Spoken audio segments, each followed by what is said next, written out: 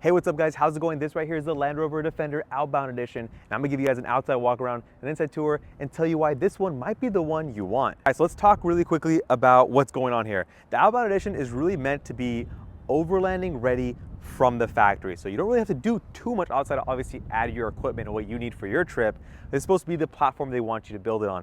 And starting with this paint and what they did to it, they actually added a satin paint protection film to it for you from the factory. It's around $5,000, which is a lot of money, but it makes it look really cool and it actually protects your paint. People go off-road and they get pinstripes, stuff like that. You'll actually appreciate paint protection film. This is a satin paint protection film, so it actually does look really good. Really accentuates the fender flares, the design, the iconic design of the new Defender, and I really like it. But where it gets really serious is down here on the wheel package. You actually get Goodyear Wrangler tires that are ready for off-road use, as opposed to the ones that come from a standard Defender that are really meant for more sporty or day-to-day driving use. These are a really aggressive tread, and you're getting it from the factory because they want you to hit the trails straight from the dealership, in theory, right? You get the same air suspension that Defenders are known for that raises the vehicle high, and the all-wheel drive system, the four-wheel drive system that the Defenders have are already really reputable as far as their capability in trails and different environments with their entire traction management system. But let's continue on the side here. You still get the nice mirror caps. These are blacked out. A lot of black around the surrounds here. You do get blacked out roof railing, which is really nice if you can take a peek at that really quickly. And coming on the side here, one of the equipment this one has as part of, I think, the adventure pack is this cargo box. It's already open, so just bear that in mind. I didn't unlock it. You do get a key, and it holds up in place. You can attach additional equipment. You get netting here, which is really nice, and then you can close that up, lock it, of course, and you can add more stuff on your trip, which is really cool. Coming around the side here, out back, you'll notice they actually closed off where what would be a glass. On the Defender 130, it's a longer wheelbase, which is what this is. You'll have a little square in the middle and then some glass over there. They actually got rid of that and made this just painted. So got rid of the glass because they know people are going to be attaching equipment onto here. They're not going to need the glass. It looks cool, but it's also a practical change they made for the Outbound Edition.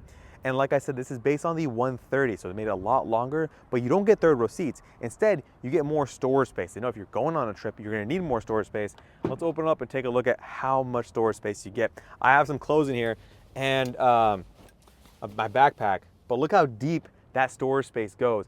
Tons of it, really nice. You do get rubberized flooring here. It's just like the 130 minus the 130 seats. So that's super cool. You still get outlets over here.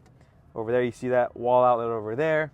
You do get hooks, places to attach netting if you want. But again, this is for you to put what you need for your trip, which is super cool. So let's close this up real quick. Let's look back here. You get a full-size spare tire.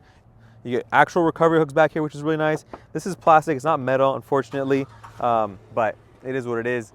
And then here's where you really see more of that full panel. You couldn't see much lighting inside that in the trunk space because there was no windows, right? You do just get a painted panel. It looks cool, really gives it a unique silhouette, honestly, on the road, a good road presence. This right here is a ladder. If you're not familiar with how it works, you actually just pull it like that from here, it hinges out, and then it swings out like that, which is super cool. And then, I mean, this is rated for 150 kilograms max, and I don't weigh 150 kilograms, but easily you could use it to get up here. Just put my foot there, and then you can get up here if you have a roof basket, you have a rooftop tent. You don't need to get a ladder for it, assuming it would work with it, but access to the roof railing is super easy because of this. And you can, if you want, you just sit up here, enjoy the sunset when you're up on a mountain at the end of your trip. We can come back down here though, super easily, just kind of step like that, fold it up, really nice. And you kind of just lock it in place. I like it a lot. It's a really sleek, compact design and also looks cool. But with that, let's hop inside and see what you get for the interior. All right, let's turn this thing on real quick. They really, again, focused on having people actually want to get this thing dirty. And this thing has gotten dirty, and you might see a little bit of dust here and there from when it, was previously used off-road. But let's start with these seats. They have a synthetic material on the surrounds over here with nice perforation for that, like a synthetic leather. It's not, I don't think it's actually like Nappa leather or anything fancy. Perforated, heated, and ventilated, which is really nice. Going on to this shelving over here, it's really practical with an actual USB-C port integrated, very clean. I like that. Grab handles, which is actually useful, even a grab handle over here, which is nice to see. And then you get a nice, slightly curved display system. It has Apple CarPlay, Android Auto, and a lot of the telemetry systems that Land Rover integrates into their vehicles. Here you have a very clean interface for your AC control, which is super nice. You press that, it changes your heated and ventilated control, which is very clever. I like to see that. This one's not, I guess this one does not have the ventilated seats. I lied.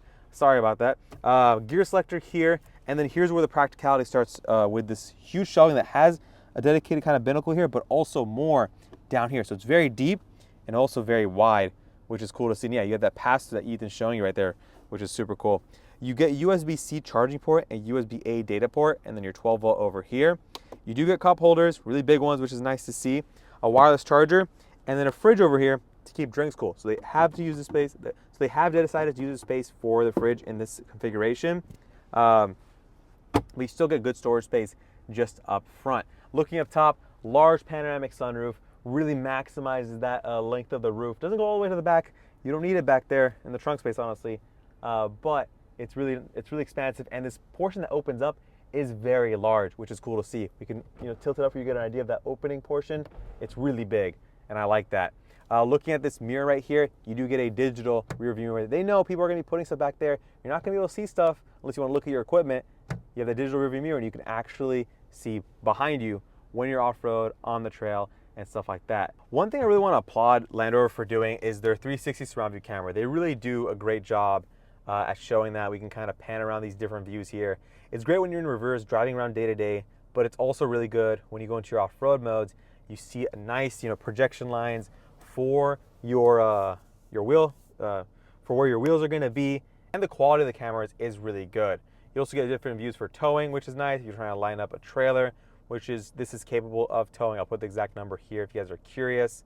But let's talk about what you get on the driver's side of this vehicle. All right, so starting with the door panel here, you do get this Meridian sound system. I love how they integrated the speaker grills. It's very nice, it's metal, and it also really fits the character of this. Obviously, you get the exposed bolts. We've seen that on the Defender when it launched. It looks really cool. And you actually get practical cubby compartments over here. And it's overall made of nice synthetic, easy to clean materials, which is really good. Coming on the side here, you get a nice little compartment here to put stuff, and then a handle here for getting in and out of the vehicle. Your parking brake is down here, and that's about it as far as that goes. Looking at the steering wheel, it is heated, leather wrapped with nice rubberized buttons. I love that aesthetic and that feel, because when your hands are dirty, when you're out, you just want something that's durable and dependable. You don't want things that are polished or gloss black. It's very matte black plastic over here, and then that's your horn sound. You get a nice digital gauge cluster display, which has all your information when you're on the road driving, and then a nice heads-up display if you do want to turn that on and enable that. But with that, I'll top into the second row and see what you get there.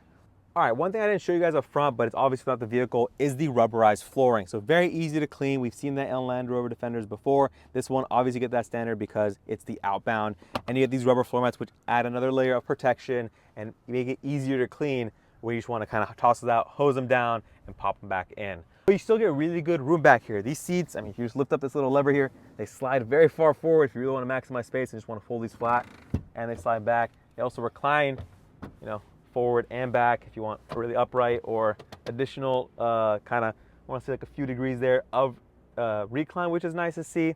You also over here, you have your AC controls, your heated. If you do want to control that, you have all these knobs that are dynamic when the vehicle's on. You get 2 USB-A ports. Not a lot of USB-C ports. I've only seen 2 around here. A lot more USB-A ports, so just keep that in mind as far as, future-proofing. I think everything's moving towards USB-C, so I would have expected to see that. But let's fold these seats flat and show you what it's like when they're down. So you just lift this lever here. Now Ethan will do that as well. Once you lift that, folds flat, you just push that down. There you go, you got this. I mean, maybe you should recline the seat forward. Don't break it. Just a little more. There you go.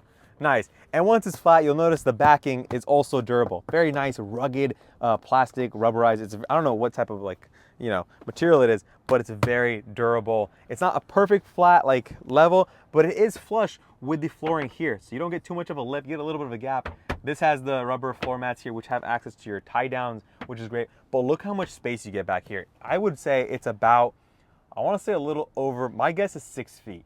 This reminds me kind of the depth of the Signia, which had 6 feet from start to finish. But I really like the depth, the fact that everything's nice and protected, designed for it to be used in rugged situations. You can just toss your stuff back here, get the dirty things. Don't worry about having to clean it later because it's easy to do that, which is super nice to see. Another thing you're not going to get on this is the Safari window. I mean, they're not really prioritizing that experience, that visibility out back, so you're not going to get that here. But again, I really think this is a nice, exciting step from Land Rover to offer something that caters to a demographic that they see there's a demand for in the overland community, in the off-road community, a vehicle package from the factory that can get them where they want to be. All right, guys, that's gonna wrap it up here. Let me know what you guys think of the Outbound. Do you think it's enough to get people excited about going overlanding in their Defender, or do you think they're gonna stick to mall crawling and using that ladder as a clothing rack? Let me know what you think in the comment section. If you enjoyed this video, smash that like button and subscribe for more, and I'll see you guys in the next one. Peace.